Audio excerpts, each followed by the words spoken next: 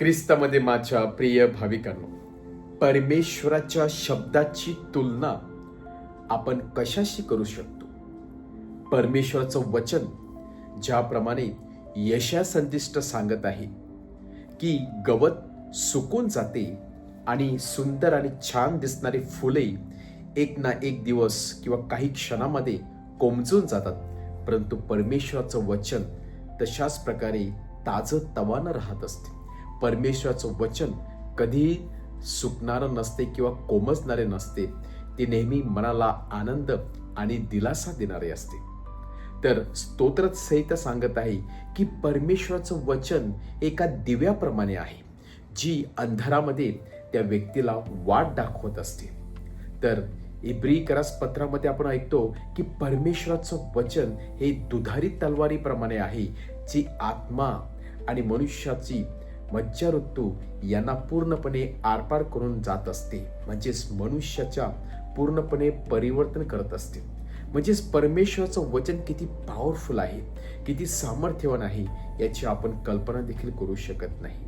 आणि परमेश्वराचं वचन हे एका हातोड्याप्रमाणे आहे, ते दगडावरती पडल्यानंतर त्या दगडाचा भुगा होत असतो आणि किंवा त्या लोखंडाला नवीन आकार देत असतो.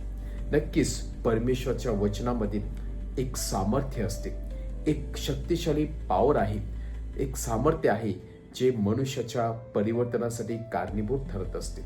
आणि म्हणूनच प्रभू परमेश्वराने बोललेला प्रत्येक शब्द त्याची पूर्तता झालेली आहे. प्रत्येक शब्द जसे ते जसा पूर्ण झालेला आहे आणि त्याचीच पूर्तता आज प्रभू येशू ख्रिस्त आजच्या शुभवर्तमानामध्ये करत आहे. जेव्हा प्रभू येशू ख्रिस्त त्या शेवटच्या दिवशी येण्याची वेळ सांगत असताना किंवा शेवटच्या दिवशीची घटना सांगत असताना आपल्या शिष्यांना सांगत असते की आकाश आणि पृथ्वी नाहीशी होईल, परंतु माझं वचन हे कधीही नाहीसं होणार नाही.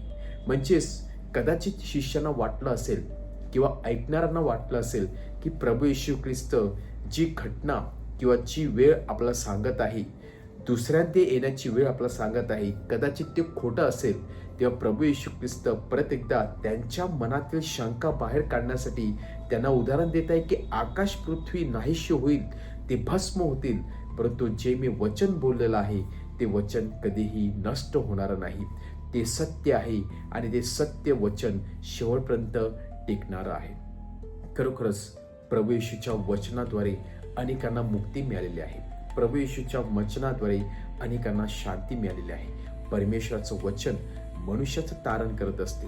जेव्हा आपण कन्फ्यूज असतो, जेव्हा आपण एकाकी असतो, जेव्हा मनुष्य आपली साथ सोडत असतो, तेव्हा केवळ आणि केवळ जे काही आपला दिलासा देणार असते ते केवळ प्रभू येशू ख्रिस्ताचं वचन असते.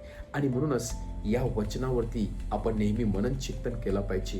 हे वचन आपण ढाल म्हणून वापरलं पाहिजे, एक तलवार म्हणून वापरली पाहिजे, जेणेकरून दुष्ट आत्म्यापासून संरक्षण करण्यासाठी किंवा सैतानी हल्ल्यापासून संरक्षण करण्यासाठी हे वचन आपलं सामर्थ्य देणार आहे.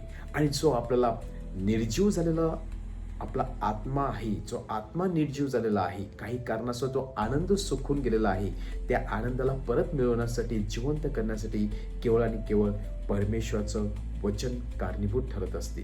आणि म्हणून ज्या लोकांना परमेश्वराचं वचन मिळालेलं आहे, त्यांना केवळ वचन नाही मिळालं, तर त्याला सार्वकालिक जीवन मिळालं. त्यांना प्रभू येशूची ओळख झाली. त्यांचा आत्मा जो निर्जीव झालेला होता तो सजीव झाला.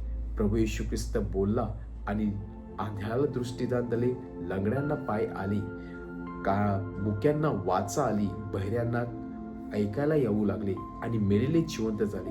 हे परमेश्वराच्या शब्दामध्ये इतकी पॉवर होती. आणि हा परमेश्वराचा शब्द आज आपल्या सर्वांकडे आहे, तो बायबल. परंतु या शब्दाला आपण किती महत्त्वाचं स्थान देत असतो. दररोज आपण जर एका पॅरेग्राफवरती मनन चिंतन करून ते वचन आपण जीवनात उतरवण्याचा प्रयत्न केला तर संपूर्ण दिवस आपलं आध्यात्मिक जीवन जगण्यासाठी हे वचन आपलं सामर्थ्य पुरवत असते, आपल्याला आध्यात्मिक शक्ती पुरवत असते. परत एकदा परमेश्वराच्या या वचनाला आपण अग्रस्थान देऊया, महत्त्वाचं स्थान देऊया, आपल्या जीवनाची ढाल बनवूया आणि नक्कीच हे परमेश्वराचं वचन आपल्याला आध्यात्मिक वाढीसाठी मदत करणार आहे. आमेन.